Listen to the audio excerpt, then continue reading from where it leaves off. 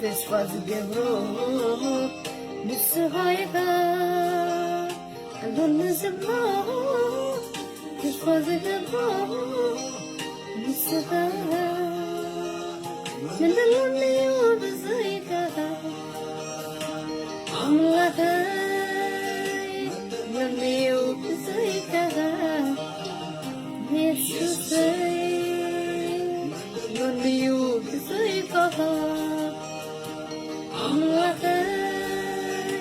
The lonely you say, yes, Amen.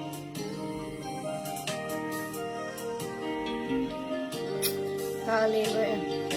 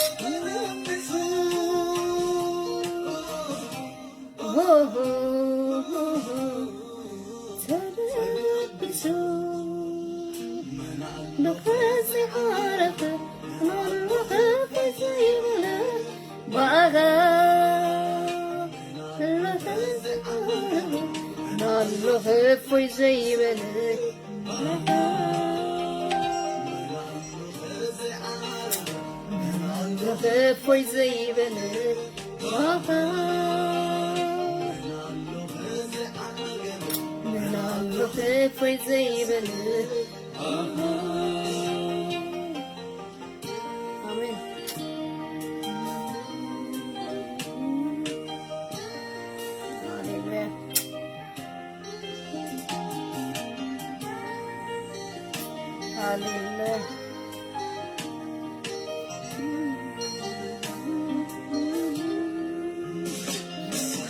Why does it go away? Does it have a bird?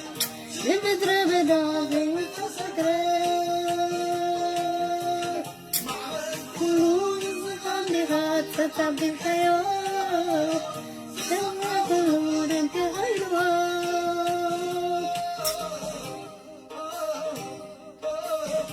drink a wine, fine Sahaya, this fine Sahaya, this fine Sahaya, this fine Sahaya,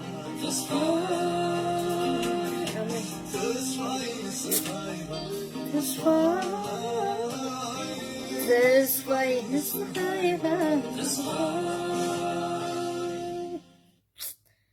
alone is blue. This was a bro, Nisavaiga.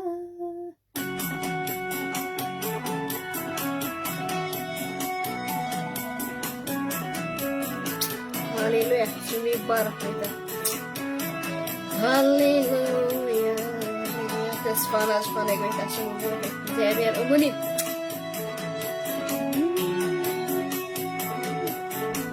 ስሙ ይባረክ።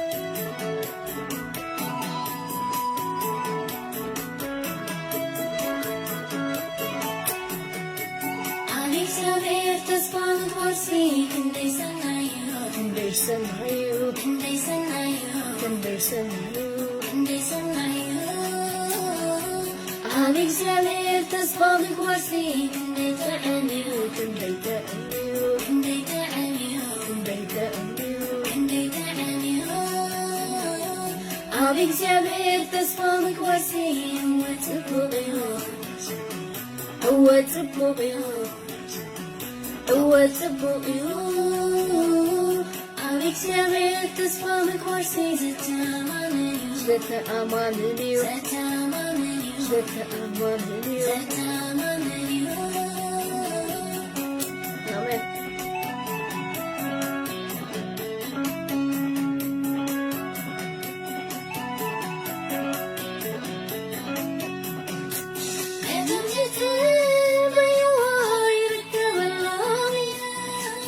ይርከበሎ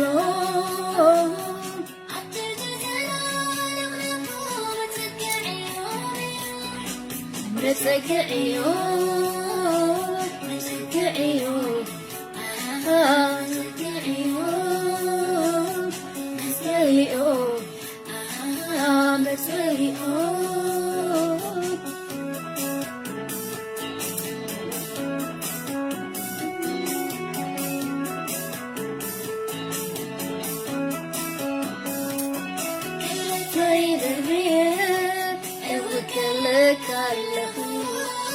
አምላክ ይብለካ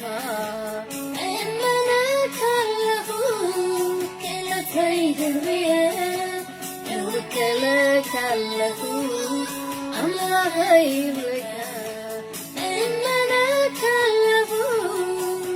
አማኻንስ ዝገበረ ኩሎም ኣይሓፍሩ አማኻ ተስፋ ዝገበረ ኩሎም ኣይከስሩ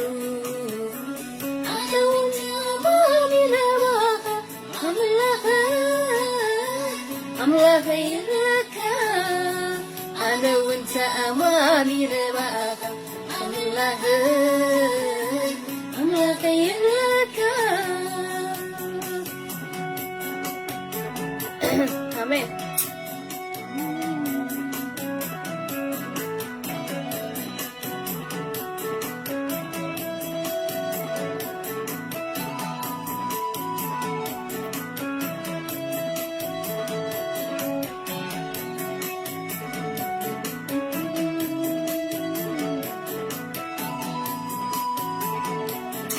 ሃሌሉያ አሜን።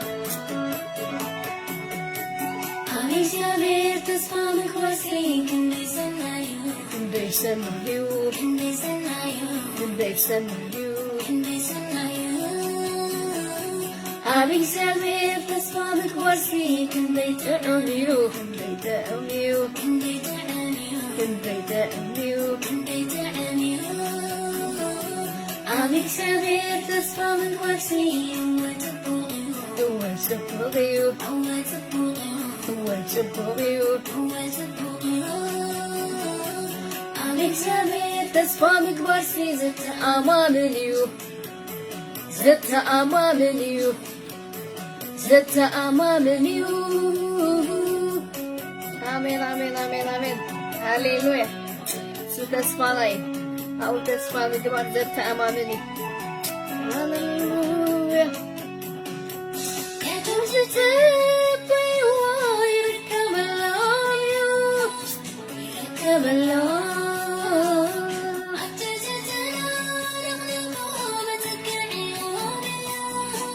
መጸግዒዮ መጸግዒዮ መጸግዒዮ መጽለሊዮ መጽለሊዮ አሜን አሜን ስሙ ይባረክ ጌታ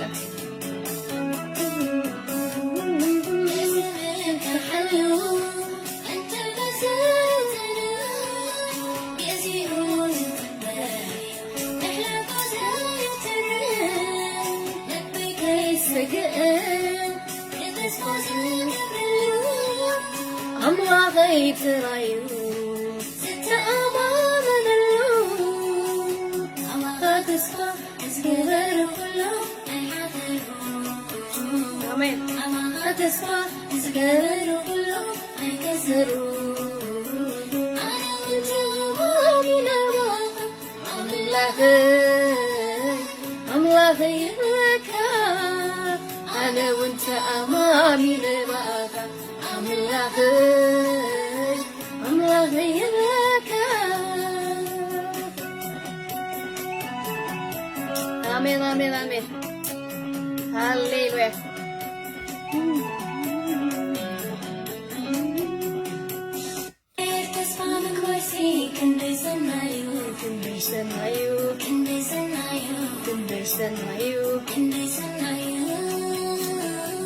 أبيك سافر تسمع مكواسي كندي تعونيو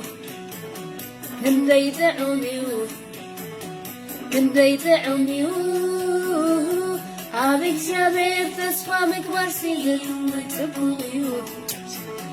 هو تبغيو أبيك سافر تسمع مكواسي زت أمان اليو آمين آمين آمين هاليلويا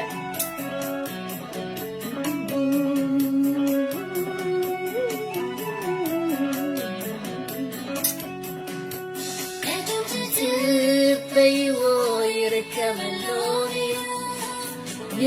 اللون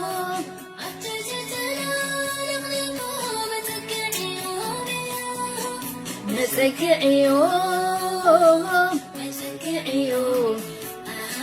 عملتي عيون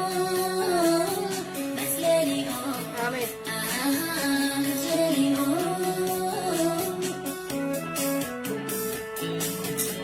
هاليلويا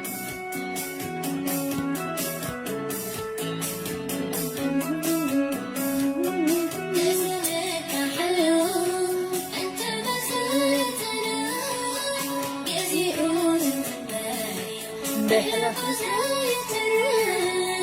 لبيك يسكن يتسوى أملاخي ترايو ست أمان اللو أملاخي تسوى زقبر كله أملاخي تسوى زقبر كله هيكسرو أنا وانت أمامي نواقع أملاخي لك أنا وانت أمامي نواقع أملاخي لك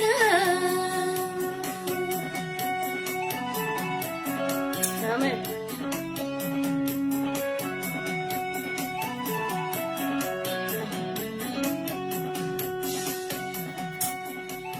هاليلويا كبر نسمو بيته أنا وانت أمامي نواقع أملاخي بك متعمامنينا زخونا قويتا يسوس سمي ببارك نسو انتاي متعمامنينا جابير مسجن اتو مواقع تسفا زقبرس هاليلويا انتاي نسو بتعاني بجابير مسجن تسفانا كاب እግዚአብሔር ጌታ ይባረክ ተስፉ አብ እግዚአብሔር ዝገበረ ህዝብ ድማ ሁሉ ጊዜ እንታያለው ከለላለው ሐለዋለው እግዚአብሔር መስገን ሃሌሉያ ካብ ኩሉ ክፉእ ዘበለ እንታይ ገብረይ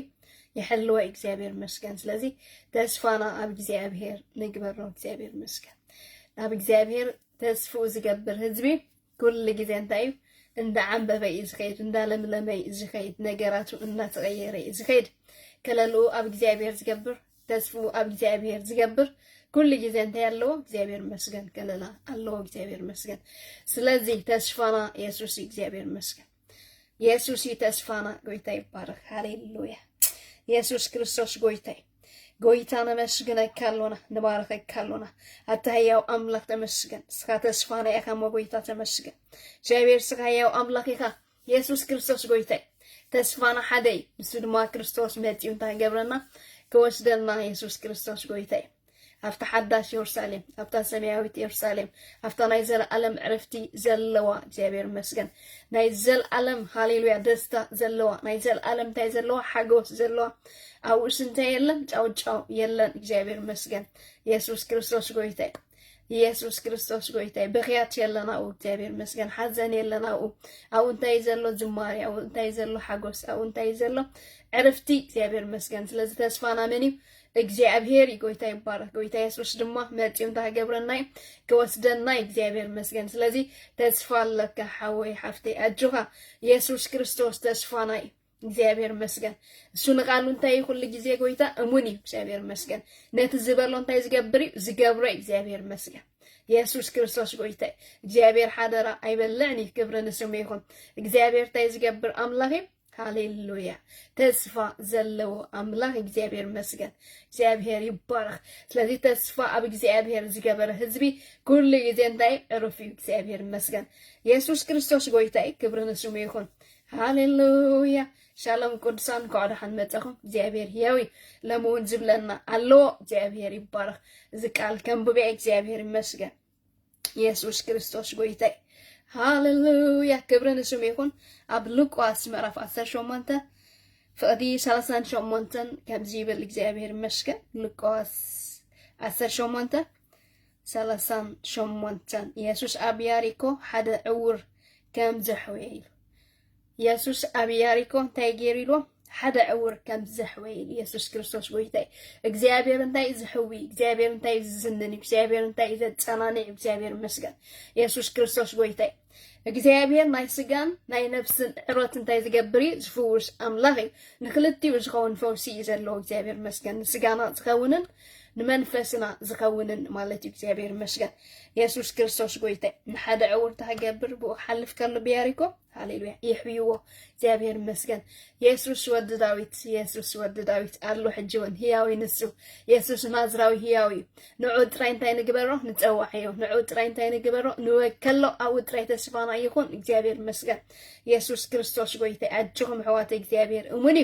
ጎይታ ሰናዩ ሰናይነቱ አይውዳኒ ምሕረቱ አይውዳኒ ከልነቱ አይውዳኒ ኢየሱስ ክርስቶስ ማንሎም ሕያዊ ክብርን ስሙ ይኹን እንታይ ዝብል ኣብ ያሪኮ ምስ ቀረበ እንሆ ሓደ ዕውር ሰብኣይ ኣብ ጥቃ መንገዲ ተቐሚጡ ይልምን ነበረ እዚ ብኡ ክሓልፍ ከሎ ሓተቶ ኢየሱስ ክርስቶስ ጎይታይ ክብርን ስሙ ይኹን ኣብ ጥቃ መንገዲ ተቐሚጡ ይልምን ነበረ ሰብኣይ እዚ ኣብ ጥቃ መንገዲ ከም ልማዱ እንታይ ዝገብር ነይሩ ይልምን ነይሩ ምክንያቱ አንቱ እንታይ ዕውር ስለዝነበረ ኢየሱስ ክርስቶስ ጎይታይ እንታይ ብክልምን እዩ ኣብኡ ፀኒሑ ማለት እግዚአብሔር ይመስገን ኢየሱስ ክርስቶስ ጎይታይ እግዚአብሔር እንታይ ይገብረካ እዩ ሃሌሉያ ብዘይ ሓሰብካዮ ሰዓት ብዘይ ገመትካዮ ሰዓት መፀካ ሕዋተይ እግዚአብሔር እሙን እዩ ተስፋኹም ኣብ እግዚአብሔር ጥራይ ግበርዎ እግዚአብሔር ብዘይ ሓሰብካዮን ብዘይ ገመትካዮን ግዜ ይመፅእ ይሕዊ ይፍውስ የፀናነ ሃሌሉያ ሽሙ ይባረኽ እንታይ ኢሉ ይልምን ነበረ ኢሉ ህዝቢ ብኡ ክሓልፍ እንከሎ ሰሚዑ ከዓ እዚ እንታይ እዩ ኢሉ ሓተተ ህዝቢ ብኡ ክሓልፍ ከሎ ሰሚዑ ከዓ እዚ እንታይ ኢሉ እንታይ ኮይኑ ሓቲትዎም ኢየሱስ ክርስቶስ ጎይታይ ንሳቶም ከዓ ኢየሱስ እቲ ናዝራዊ ይሓልፍ ኣሎ ኢየሱስ እቲ ናዝራዊ እንታይ ይገብር ኣሎ ኢሎሞ ይሓልፍ ኣሎ ኢየሱስ ክርስቶስ ጎይታይ እግዚአብሔር ንህታኻ ሰምዖ እዩ እግዚአብሔር ንጸሎትካ ዝሰምዕ አምላኽ እዩ كل جزين እግዚአብሔር ጥራይ እንታይ ግበሮ ፀዋዕዮ كل جزين እግዚአብሔር ጥራይ እንታይ ግበሮ ድለዮ እግዚአብሔር መስገን ስለዚህ ሓልፍ ኣሎ ኢየሱስ ናዝራዊ ኢሎሞ እግዚአብሔር መስገን ኢየሱስ ክርስቶስ ጎይታይ ያ ሃሌሉያ እዚ እንታይ ኢሉ ሓተቶም ንሳቶም ከዓ ኢየሱስ እቲ ናዝራዊ ይሓልፍ ኣሎ ኢሎም ነገርዎ ንሱ ሽዑ ወዲ ዳዊት መሓረኒ እናበለ ጨረሐ ኢየሱስ ክርስቶስ ጎይታይ እግዚአብሔር كل جزين እንታይ ንገበሮ ንጨረሕ ናብ እግዚአብሔር ታይግበረኒ መሐረኒ እግዚአብሔር ታይግበረኒ አናግፈኒ እግዚአብሔር ታይግበረኒ አጸናናኒ ስለዚህ ታይጊሩ ጨሪሕ በቃ ኢየሱስ ወዲ ዳዊት ታይግበረኒ ኢሎ መሐረኒ ኢሎ እግዚአብሔር መስገን ለሙ እንታይ ዝገብር አምላኽ ንጸውዕዎ ዝምሕር እዩ ንጸውዕዎ እንታይ ዝገብር ዘናግፍ እዩ ንጸውዕዎ እንታይ ዝገብር ዝርከበሎም እግዚአብሔር መስገን بسجان بنفس انتي زقبر أملاخي بخلو خالي كتابير مسجان زفوش أملاخي كتابير يبارك أوانجيل ماتيوس مرف 4 دما كان جيبه بسماريا محراف سنتي كونيلو قد خونيلو يسوس كريستوس قويتي قد خوينوه እግዚአብሔር ማዓካይ ያጋጣም በን እግዚአብሔር በመደብ ይዝገብሮ እግዚአብሔር መስከ ኢየሱስ ክርስቶስ ጎይተ በሰማርያ ሐልፍታ ሆኖ ይሎ ግድ ሆይኖ በሰባይስ ሐልፍ ድማ ግድ ሆይኖ ኢየሱስ ክርስቶስ ጎይተ እግዚአብሔር እሙኒ ስለዚህ እግዚአብሔር ጎይተ ኢየሱስ ታሪካ ዝልውጥ አምላክ ታሪካ እንታይ ዝገብር አምላክ ዝልውጥ አምላክ ጎይታ ይባረክ እንታይ ይልሎ ይሐልፍ አሎ ይሉ እንታይ ገበረ ወድ ዳዊት እንታይ ገበረኒ ይሎ محارني لو تشدريلو بقى نግዚአብሔር محارني ጦለት ካንተ አይትግበር አይተቋርጥ ናብ እግዚአብሔር ምህላላ ካንተ አይትግበር አይተቋርጥ ንሱ አብዘይ ተፈልጦ ሰዓትን አብዘይ ትግምቱ ዕለትን ከመጸከ እግዚአብሔር መጽ ዓመታት ብዘይ ገድስ አዋርሕ ብዘይ ገድስ ስግን መጽ ንዑ ትራንታ ይገበሮ ጸዋዕዮ ጸዋዕን ሞይሉ ዘይ ተፈልጦ ዓብን ስውርን كنقرأ كان كفلت أكانيلو يسوس أمنتا يزركب أمتوع يزركب أمدلا يزركب زيابير أموني زيابير سنايو هاليلويا نتأوع وانتا يخل لجزي كهربو أمي سجير وانتا يكونني أي كيدنيو سلازي أمتوع انتا يالو فواسارلو أمتوع انتا يالو ستسور نقر مفلاتارلو أمتوع انتا يالو محرت አሎ አምጥዋ አንተ ያለው ምጽንና አሎ እግዚአብሔር መስገን ስለዚህ ክንጽውዖ ይግባአና እግዚአብሔር ይባረክ ስለዚህ ምክንያት ኢየሱስ እንታይ ተማልሎ ምንሱ ያው ይሰምዒው ዝምሕሪው ዘናግፊ ዘጸናኒው እግዚአብሔር ይመስገን ስለዚህ ታይሎ ጨዲር በቃ መሐረኒ ይሎ እግዚአብሔር መስገን ኢየሱስ ወድ ዳዊት እንታይ ገበረኒ ይሎ መሐረኒ ይሎ እግዚአብሔር ይባረክ ኢየሱስ ክርስቶስ ጎይታይ ስለዚህ አብ ነፍስ ወከፍ ጊዜ አብ ዝኾነ ሰዓት ንግዚአብሔር ንምጽዋዕ እንታይ ንኹን አይነ ሰልኪ ንግዚአብሔር ንምጽዋዕ እንታይ ንኹን አይኑት ከም እሱ ምክንያቱ ንሱ እንታይ ከወነኒ አይደከምኒ ንሱ እንታይ አይሕለልኒ እግዚአብሔር መስገን ንሱ እንታይ ዝሰምዕ አምላክ እግዚአብሔር ይባረክ ስለዚህ ንጎይታ እንታን ገብረለና መሐረኒ ኢልና ክንጨድር ይግባአና ኣብ ኩሉ ነገራትና ምክንያቱ እንታይ ኢልናለና እግዚአብሔር ናይ ስጋ ናይ ነፍስን እንታይ ፈውሲው ኢልና እግዚአብሔር ይመስገን ኢየሱስ ክርስቶስ ጎይታይ እቶም ቅድሚት ዝኸዱ ዝነበሩ ስቅበል ኢሎም ተገይሮሞ ገሲጾሞ እቶም ቅድሚት ዝኸዱ ዝነበሩ ስቅበል ኢሎም ተገይሮሞ ገሲጾሞ ኢየሱስ ጎይታይ ኩነታትካ ስቅበል እንተበለካ ስቃይ ትበል ካብ ምጽዋዕሲ ኩሉ ግዜ እንታይ ግበሮን እግዚአብሔር ፀዋዕዮ ድለዮ እግዚአብሔር መስገን ኩነታትካ ስቅበል ክብልካ ይኽእል ሰባት ስቅበል ክብልካ ይኽእል እዮም ዘይገድስግን ንግዚአብሔር ኩሉ ግዜ እንታይ ግበሮ ፀዋዕዮ አብርሃዋካ ፀዋዕዮ ፀባኻ ፀዋዕዮ ኣብ ኩሉ ፀዋዕዮ እግዚአብሔር ድማ እንታይ ገብረልካዩ ክርከበልካዩ ነቶም ዝፅውዕዎ እንታይ ቀረቦኦም እግዚአብሔር መስገን ነቶም ዝደልይዎ እንታይ ቀረቦኦም ጎይታ ይባረክ ሓደ ግዜ ኣብ ሉቃስ 19 እውን ሃሌሉያ እግዚአብሔር መስገን ንዘኪዎስ ካብ ኩሉ ህዝብ ዝሓፀረ ነይሩ ነገር ግን ልቡ ስለዝደልዮ ኢየሱስ ክሪኦ ስለዝደል ዝነበረ ኣብ ሳግላ እንታይ ገበረ ኢሉ ሓኮረ ስለዚህ እግዚአብሔር ምስ ልብና እንታይ ጉዳዩ ማለት ኩሉ ግዜ ክንጸሞ ኩሉ ግዜ ክንደልዮ ኮለና እግዚአብሔር ካብዞም ኩሎም ህዝብ ድማ አንቃሪሩ ንመንሪእዎ ንዘኪዎስ ሪእዎ ማለት እዩ ሃሌሉያ ኣብ ገዛኻ ድማ ክውዕል ግባአኒ ውረድ ኢሎ እግዚአብሔር እሙኒ አሜን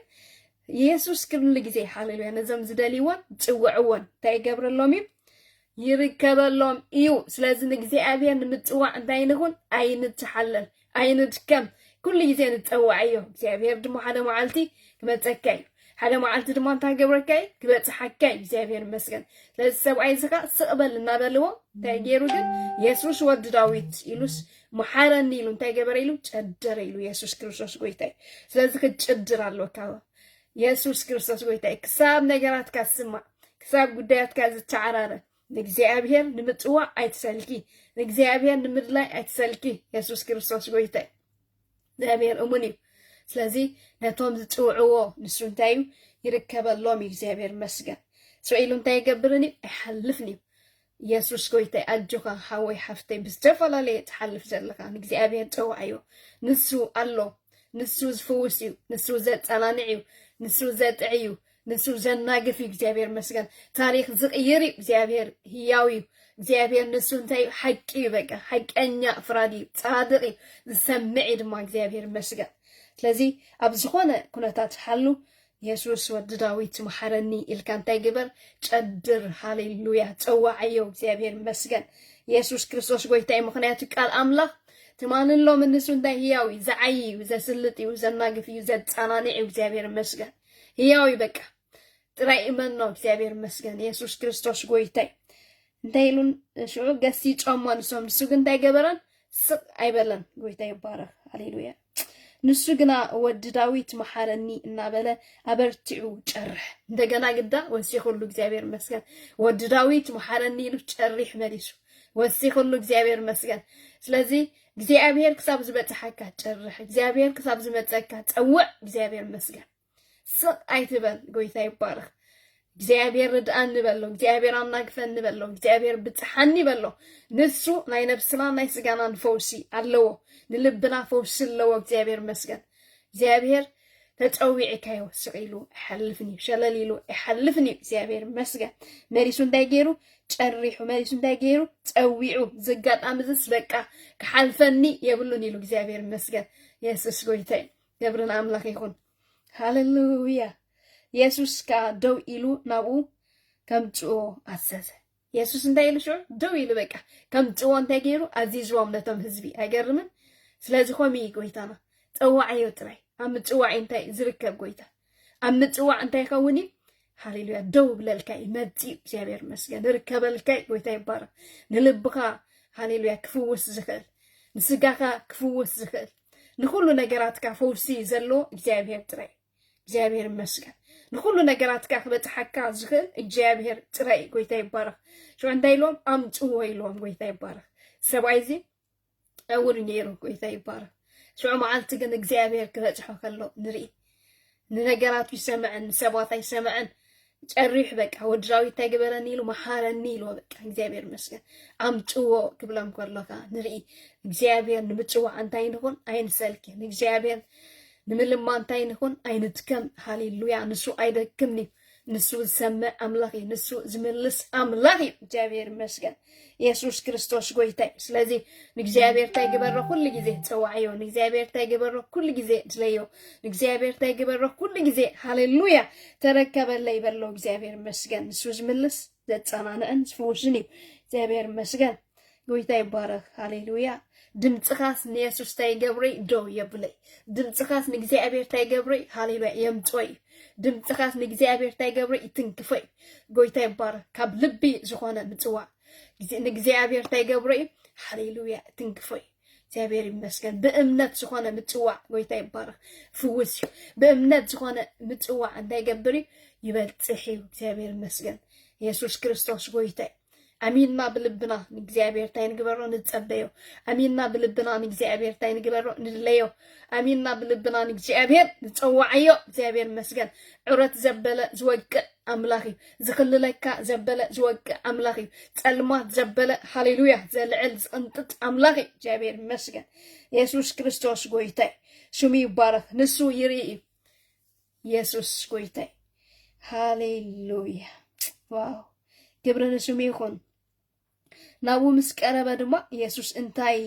ክገብረልካ ትደሊ ኣለኻ ኢሉ ኣምላኽና ሰናዩ እንታይ ክገብረልካ ትደሊ ኣለኻ ኢሉ በቃ ኣምላኽ ክንሱ ኩሉ ዝፈልጥ ክንሱ ግንሲ ናይ ፍቓድ ኣምላኽ ጎይታ እንታይ ፍቕሪ እዩ በቃ ኩሉ ነገር ፍቕሪ ኢየሱስ ክርስቶስ ጎይታይ ንሱ ብፍቕሪ እዩ ዝጓሲ ንሱ ብፍቕሪ እዩ ዝመርሕ ንሱ ብፍቕሪ እዩ ሃሌሉያ ዝፍውስ ኣምላኽና ኣምላኽ ፍቕሪ እዩ ጎይታ ይባረክ ኢየሱስ እንታይ እዩ ፍቕሪ ክብርና ኣምላኽ ይኹን ኩሉ እኮ ፈልጥ እዩ እንታይ ከም ዝኾነ እኮ ይርኢ ኣሎ እንታይ ከም ዝደለየ እኮ ይርኢ ኣሎ ግን ኣምላኽና እንታይ እዩ ናይ ፍቓድ ኣምላኽ እዩ እግዚአብሔር ይመስገን ስለዚ ኩሉ ግዜ ንእግዚአብሔር ፍቓድና ሃሌሉያ ከነቕርብ ይግባአና ፍቓድና ሃሌሉያ ኣብ እግዚአብሔር ሃሌሉያ ክንፈቅድ ኣሎና በቃ እግዚአብሔር ምክንያቱ እግዚአብሔር እንታይ ናይ ፍቕሪ ኣምላኽ ስለዝኾነ ናይ ፍቓድ ኣምላኽ ስለዝኾነ እንታይ ክገብረልካ ትደሊ ኣለኻ ኢሉ ክሓቶ ከሎ ንርኢ እግዚአብሔር ይመስገን ኢየሱስ ክርስቶስ ጎይታይ ፀዊዑ ደው ምስ በሎ እንታይ ክገብረልካ ትደሊ ኣለኻ ኢሉ ኢየሱስ ክርስቶስ ጎይታይ ትፍቕሪ ዝኾነ ጎይታ እቲ ንኩሉ ሃሌሉያ ልቢ ዝሓቅፍ ዘለዎ እግዚአብሔር ኣምላኽ ሕጂ እንታይ ይኮነን ኣይተለወጠን ኣጅኹም ሕዋተይ እግዚአብሔር ይመስገን ኣብ ፀበባኹም እግዚአብሔር ኣሎ ምሳኹም ኣብ ራህዋኹም እግዚአብሔር ኣሎ ምሳኹም እግዚአብሔር ኣሎ ሃሌሉያ ንሱ ዝምልስዩ ንሱ ሰሚዕዩ ንሱ ዘናግፊ እግዚአብሔር ይመስገን ሃሌሉያ ጎይታ ይባረክ አምላክ ሰማይ ንሱ ሰናዩ ሃሌሉያ እና በለሐተቶ ንሱ ከአኒ ንሱ ከአይሉ ኢየሱስ ድማራ አዮ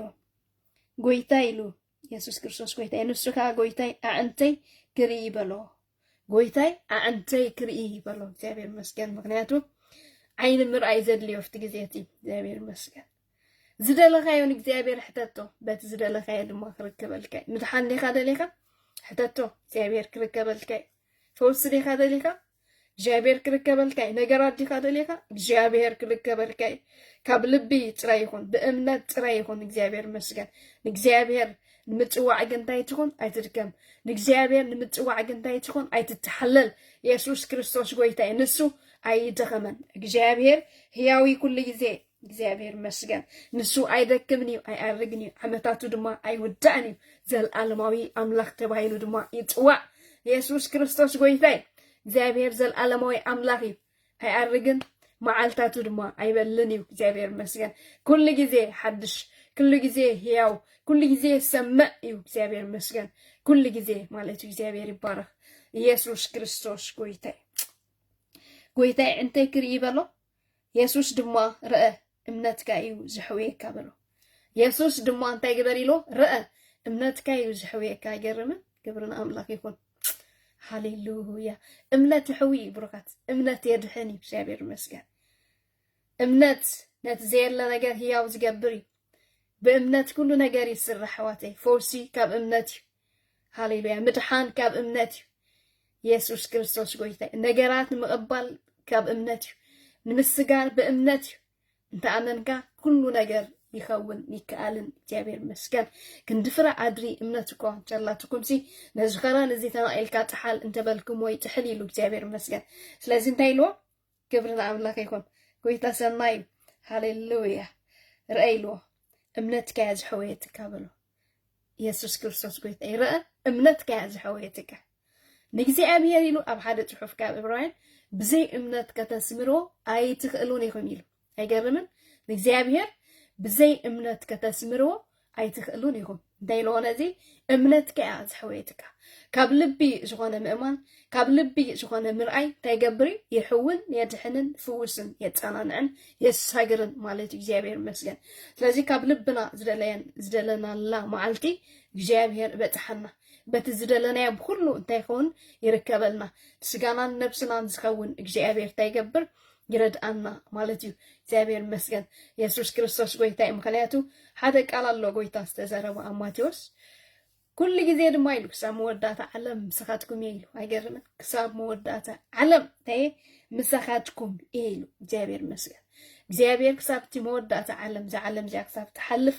እንታይ እዩ ምሳና እዩ እግዚአብሔር መስገን ኢየሱስ ክርስቶስ ነቲ ዝኣመንዎ እንታይ እዩ ኩሉ ጊዜ ምስኦም እዩ ክሳብ መወዳእታ ዓለም እግዚአብሔር ይባረክ ኩሉ ጊዜ ማለት እዩ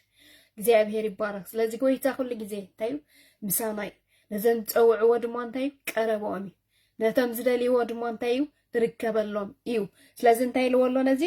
ኢየሱስ ክርስቶስ ጎይታ እምነትካ ዝሕወየትካ ኢሉ እግዚአብሔር መስገን ስለዚ በእምነት ዘይስራሕ ነገር የለን በእምነት ዘይጭበጥ ነገር የለን በእምነት ዘይተሳገሮ ነገር የለን እመን ጥራይ ኢየሱስ ክርስቶስ ጎይታ ክብርን ስሙ ይኹን ያ እምነትካ እዩ ዝሕወየካ ብሎ ብኡንኡ ረአየ ብኡንኡ እንታይ ገበረ ረአየ እምነት ብኡንኡ እንታይ ትገብር ተሪያ እምነት ብኡንኡ እንታይ ትገብር ተድሕንያ እምነት ብኡንኡ እንታይ ትገብር ተሳገር ክንድፍራ አድሪ ንእሽተይ ኢየሱስ ጎይታ ግን ምልእቲ እንተላትካ እንታይ ትኸውን ተሳገረካ ቅጽበታዊ ዝኾነ ተኣምራት ቅጽበታዊ ዝኾነ ፈውሲ ቅጽበታዊ ዝኾነ ምድሓን ትሪ ኣብ ህይወትካ ማለት እግዚአብሔር ይመስገን ኢየሱስ ክርስቶስ ጎይታ ምክንያቱ እግዚአብሔር ብዘይ እምነት ከነስምሮ ኣይንኽእልኒና ምድሓና በእምነቲ ፈውስና በእምነቲ ምስጋና በእምነቲ ብዘይ እምነት ዝኸውን ነገር የለን ማለት እግዚአብሔር ይመስገን ስለዚ እንታይ ኢልዎ እምነትካ ዝሕወየትካ ኢልዎ ጎይታ ኢየሱስ በእምነት ብዙሕ ጊዜ ይግረም ነይሩ ሓደ ጊዜ ንሓለቃ ሚእቲ ድማ ከምኡ ኢልዎ ኣሎ ኣብ ማቴዎስ ማለት እዩ እግዚአብሔር ይመስገን ኢየሱስ ክርስቶስ ጎይታ كما خازبل ساب إسرائيلسي أي رأخون كم زبل أمنتي أي رأخون يلفتنا كله نري إجابير مسكن لازم بمأمان كا إجابير تاجبري يحب شيء بمأمان كان تاجبري يدنقي هاليلويا مخنياتو نسخاتك إليها قويتها كل زلكاي كل بيتكاي تبلو زلكا تأمنسي أبهوري كونن أب نجارات أيكون أب إجابير كتأمن إجابير كله كم زخل إجابير كله كم زجبر ياو كم زخانة نجارات كم زعريو كم فوسكا نجارات كخلو هاليلويا أب إيدو كم زخانة تأمنوس لزلكا እምነት በጣም ይዝሕጉሽ ጎይታ ከዛረብ ከሎ ብዝመጽሐፍ በእምነትኩም ሓወኩም ይዝብ ነይሩ እምነትካ ሓወይትካ ኢልዎ ተደኒቁ ድማ በእምነት ድነቕ ጎይታ ስለምታይ ኣብቲ ከኣልነቱ ትእመን ስለዘለካ ኢየሱስ ክርስቶስ ጎይታ ካብ ከኣልነት ካወፅኻስ ኣብ ከኣልነት ኣምላኽ ስለትእመን ዘለካ ያው ምዃኑ ዝገብር ምዃኑ ዝሰርሕ ምዃኑ ዝዕሪ ምዃኑ ዝፍውስ ምዃኑ ዘድሕን ምዃኑ ክትኣምኑ ከለካ ካብዚ ዝሕጉሾ ነገር የለን እግዚኣብሔር ማለት እዩ ክብርና ኣምላኽ ይኹን ስለዚ ኢልዎ እምነትካ ዝሕወየትካ ኢሉ ክዛረቦ እንከሎ ንርኢ እግዚኣብሔር ይመስገን ኢየሱስ ክርስቶስ ጎይታ እዩ ስለዚ ካብ ልቢ ምድላይ ንእግዚኣብሔር እንታይ ኢኻ ንእግዚኣብሔር ቀረባ ኢኻ እግዚኣብሔር ይርከበልካ እዩ ታሪክካ ይልውጠይ ነገራትካ ይልውጠይ መንነትካ ይልውጠይ እግዚአብሔር ይመስገን ኢየሱስ ክርስቶስ ጎይታ ስለዚ ኣብ ምድላይ ዝርከብ ኣብ እምነት ዝርከብ ጎይታ ኣብዚ ቃል ዘንበብናዮ ኣብ እምነት ከም ዝርከብ ድንገት ድማ ከም ዝርከበልካ ዝሓሰብካዮ ግዜ ዝሓሰብካዮ ሰዓት ምክንያቱ ሰብኣይ ዝልምን ነይሩ ኢልና ኣሚብና ኣሎና ኣብ ዮሐንስ ምዕራፍ 4 ናይታ ሳምራዊት ዝሓሰበቶ ግዜ ብዙሕ መከራ ብዙሕ ሽግር ተሓልፍ ነይራ ኢየሱስ ጎይታ እግዚአብሔር መጭግን ታሪኻ ከይሮ ከሎ ንርኢ ኣብዚ ሓሰብካዮ ግዜ ኣብ ተስፋ ዝቆረጽካሉ ግዜ ኣብቲ ናይ መወዳእታ ይዝበልካሉ ግዜ ታይገብር እግዚአብሔር ይርከብ እዩ ጎይታ ይባረክ ካብ ምጽዋዕ ግን ታይትሆን ሃሌሉያ ኩሉ ግዜ ኣይትሰልኪ ኩሉ ግዜ ሃሌሉያ እግዚአብሔር ታይግበሮ ጽዋዕዮን ድለዮን እግዚአብሔር ይመስገን እንደገና ካኒ ክብሪ ንኣምላኽ ይኹን ጎይታ ይባረክ እምነትካ ከብለና ጸኒሑ በእምነትካ ዘይስራሕ ነገር ከም ዘየለ ዘይጭበጥ ነገር ከም ዘየለ በእምነት ኩሉ ዝኸውን እግዚአብሔር ይመስገን ምክንያቱ ኣብቲ ኩሉ ዝኸን ኣምላኽ ተኣምን ስለ ዘለካ ኢየሱስ ክርስቶስ ጎይታይ ክብሪ ንስሙ ይኹን ንኣምላኽ ኢየሱስ ክርስቶስ ጎይታይ ሃሌሉያ ቦንቦ ራእየ ቦንቦ እንታይ ገበረ ኢሉ ራእየ ኢሉና እግዚአብሔር ይመስገን ንኣምላኽ እናወደሶ ከዓ ሰዓቦ ቅጽበት ዝኾነ አይገርምም ክብሪ ንኣምላኽ ስዕም ዝተፈወሰ ንኣምላኽ እናወደሶ እናመስገኖ እግዚአብሔር ይመስገን በቲ ዝኾነሉ በቃ እናመስገኖ ክስዕቦ ከሎካ ኣብዚ ጽሑፍ እንታይ ንገብር ንርኢ ማለት እግዚአብሔር ይመስገን ብድሕሪ ዝመጽእ እንታይ ዝመጽእ ብድሕሪ ምፍዋስ ምስጋና ብድሕሪ ዝመጽእ እንታይ ዝማሬ ብድሕሪ እንታይ ዕቤት እግዚአብሔር ምዝንታዊ እግዚአብሔር ይመስገን ኢየሱስ ክርስቶስ ጎይታ እዩ ሃሌሉያ ቶም ህዝቢ ኩሎም ውን እዚ ምስራዩ ንኣምላኽ እንታይ ገበርዎ ኣመስገንዎ በቲ ተኣምራት ዝገበረ ጎይታ እንታይ ገይሮም ኣመስጊኖም በቲ ጽቡቕ ግብሩ ናይ ኢየሱስ ክርስቶስ እንታይ ገይሮም ኣመስጊኖሞ ሃሌሉያ እግዚአብሔር ኩሉ ግዜ እንታይ ምስጉን እዩ እግዚአብሔር ኩሉ ግዜ እንታይ ዓብይ እዩ እግዚአብሔር ኩሉ ግዜ እንታይ ህያው እዩ ጎይታ ይባረክ ምክንያቱ እዚ ናይ ስግኡ ሃሌሉያ እንቱ እንታይ ገይሩሉ ከፊትዎ ንስጋ ዘድልዮ ነገር ማለት እዩ ስለዚ ኢየሱስ ኣሎ ሕጅውን ኢየሱስ ኣሎ ሕጅውን ኢየሱስ ክርስቶስ ጎይታ ናይ ስጋን ነፍስን ፈውሲ ዝኾነ ጎይታ ስሙ ብሩኽ ጎይታ ነመስግነካ ኣሎና ንባረከካ ኣሎና ያው ኣምላኽ ንስኻ ትረይኻ ሞ ተመስገን ሕጅውን ዝቃልካ የዓይነ ስልጥን ሃሌሉያ ይሰርሕን እሞ እግዚአብሔር ጎይታ ሰራዊት ትጸሊ ኣለኹ በኢየሱስ ክርስቶስም ብስጋን ብነፍስን እግዚአብሔር ጎይታ ሰራዊት ክትርከበሎ ብሽም ኢየሱስ ክርስቶስ ካብ መከረኦም ከተናግፎም እግዚአብሔር ካብ ጎዳ ጉዶም ከተውጾም እግዚአብሔር ኣቦ በኢየሱስ ክርስቶስም ኣብ ነገራቶም ጻልቃ ክትኣቱ ኣብ ፀበቦም ክትርከበሎም ታሪኾም ብሽም ኢየሱስ ክርስቶስ ክእየር ዝሓዘነ ንምጽንና ዝሓመመ ድማ ንፈውሲ ከውን በኢየሱስ ክርስቶስም ጸሊ ኣለኹ እግዚአብሔር ጎይታ ሰራዊት ኃይል ዘይብሉ ኃይል ክትቦ ጥበብ ዘይብሉ ጥበብ ክትቦ በጌታ በኢየሱስ ክርስቶስ ብሽም ኢየሱስ ክርስቶስ ታሪኹ ክትልውጥ እግዚአብሔር ጎይታ ሰራዊት ጽልለኹ ኣብ ፀበባ ዘለው እግዚአብሔር ከተውጾም በኢየሱስ ክርስቶስም ስኻናይ ተኣምራት ኣምላኽ ኢኻ እግዚአብሔር ኣምላኽ ብሽም ኢየሱስ ክርስቶስ ጸለኹ ጎይታ በኢየሱስ ክርስቶስም ኣዋልዶምን ኣወዳቶምን እግዚአብሔር ሕጂ በሰዓት ዝክትበጽሖም ጸለኹ በኢየሱስ ክርስቶስም ጸልሟት ዘበለ ሁሉ ክግፈፍ በኢየሱስ ክርስቶስም ዝኽልል ዘበለ ሃሌሉያ ዝጋርድ ዘበለ ብሽም ኢየሱስ ክርስቶስ ክግፈፍ ጽልለኹ በኢየሱስ ክርስቶስ ጸልማት ዘበለ ሁሉ ይገፈፍ በኢየሱስ ክርስቶስ ዝጋር ዘበለ ሁሉ ይገፈፍ ሽግር መከራ ዘበለ ሁሉ ይገፈፍ በጌታ በኢየሱስ ክርስቶስ በሰዓት እግዚአብሔር ጣልቅ አክታቱን ጸልይ አሎና በኢየሱስ ድንገት ከምተረከብ ካሉ እግዚአብሔር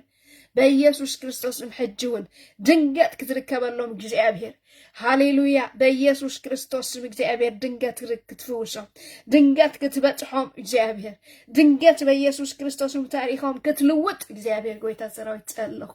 በኢየሱስ ክርስቶስ አንቶም ክፈት እግዚአብሔር በጌታ በኢየሱስ ክርስቶስ ምርአዮም كبره بقيتها بيسوع سجان بنفسه እግዚአብሔር كتبتهم بشم يسوع كرسوت ጸለና ስጋይን መከራን ዘሐልፍ ዘለው እግዚአብሔር ክትረዳኦም ጸለና በኢየሱስ ክርስቶስም ከተናጥቀኦም እግዚአብሔር ከተውጾም እግዚአብሔር ከመከራኦም بشم يسوع ክርስቶስ ከተናግፎም ጸለኹ ጎይታ بشم يسوع ክርስቶስ ቆምኡ ስለዝኸውን ጎይታ ተመስገን ታሪኾም ስለትልውጥ ጎይታ ተመስገን መንነቶም ስለትልውጥ ጎይታ ተመስገን ንስኻ ታሪኽ ትቀይር አምላክ ኢኻሞ ተመስገን መንነት ትልውጥ አምላክ ኢኻሞ ተመስገን አምላክ ሰማይ ንስኻ ሰናይኻ ጎይታ ብሽም ኢየሱስ ክርስቶስ ሃሌሉያ ተመስገን ኢየሱስ ተባረክ ኢየሱስ አንተ ብዙሓት ለትከፍት ጎይታ ተመስገን ሽም ኢየሱስ ክርስቶስ እግዚአብሔር አብ አምላክ ኢኻሞ ተመስገን በጌታ በኢየሱስ ክርስቶስ ስም አሜን ኢየሱስ ክርስቶስ ያዊ ንሱ ዝፍውስ አምላኽ እዩ ንሱ ዘጸናነ አምላኽ እዩ ንሱ ዝበጽሕ አምላኽ እዩ ንሱ መንነት ዝልውጥ አምላኽ እዩ ብሽም ኢየሱስ ክርስቶስ ንሱ ታሪኽ ዝልውጥ አምላኽ እዩ ሃሌሉያ ንሱ ይኽእል እዩ ኣብ ነገራትኩም ይኽእል እዩ ኣብ ጉዳያትኩም ይኽእል እዩ ኣብ ህይወትኩም ይኽእል እዩ ኣብ ውለድኩም ይኽእል እዩ በኢየሱስ ክርስቶስ ስም እዚ ቃሉ ህያው እዩ ዝሰርሕ እዩ زعيو زناقفي بيسوس كريستوسم زبطحو دنگت زركب املاخي زلونا جابير مسغن سلازي ملكتنا انتاي نيرو نايلومي نجابير كيسلكا تصوعيو دليو بشم يسوس كريستوس تصوعيو بك ام تصوع يركبي اب امنت تاريخي اياري قويتا يبارك بزعمن كان متن فوسخا تقبليها بزعمن كان متن تاريخا يلواتيو بزعمن كان متن نغراتك تچبطوميها سلازي بزحيو زمهرنا እግዚአብሔር መስገን ስለዚህ እግዚአብሔር ከይሰልከኻ ታይግበሮ ጸዋዕዮ ኩሉ ሰዓት ኢሉ እግዚአብሔር መስገን ከይባተኩም ታይግበሮ ይልና ጎይታ ጸልዩ ከይባተኩም በቃ ኢየሱስ ክርስቶስ ጎይታ ከይባተኩም ታይግበሩ ጸልዩ حاو منفس ቅዱስ እንታይ ትገበሩ አይተጥፉ ድማይሉና እግዚአብሔር መስገን ኢየሱስ ጎይታ ከይባተካ ምጽላይ ሃሌሉያ ፍረለዎ ከይባተካ ምጽላይ ፎስለዎ ከይባተካ ምጽላይ ሃሌሉያ መብጽሐለዎ ስለዚህ ተስፋ አይተወራጭ ሁሉ ጊዜ ከይባተኩም ታይግበሩ ጸልዩ ምንታይ በእምነት እግዚአብሔር በእምነት ስለነስምሮ ማለት እግዚአብሔር መስገን ስለዚህ سقبل زبلك انتلو كوابي خاصق ايتبن እግዚአብሔር ታይግበሮ ጸዋዕዮ سقبل زبلك انتلو ኩነታትካ ስቅ አይትበን እግዚአብሔር ታይግበሮ ጸዋዕዮ ንሱ ስጋን ነፍስን ዘናግፍ አምላኽ እግዚአብሔር መስገን ስለዚህ ንስኻትኩም ብሩኻትኩም ተባረኹ ኢየሱስ ክርስቶስ ተማልሎምን ንሱ ሕያው እግዚአብሔር መስገን ጎይታ አዚዙ አብዚሑን ይባረኩም እግዚአብሔር መስገን ሃሌሉያ እግዚአብሔር ጸውዕዎ ሻሎም እግዚአብሔር አምላክ አዚዙ ባረኩም ተባረኩ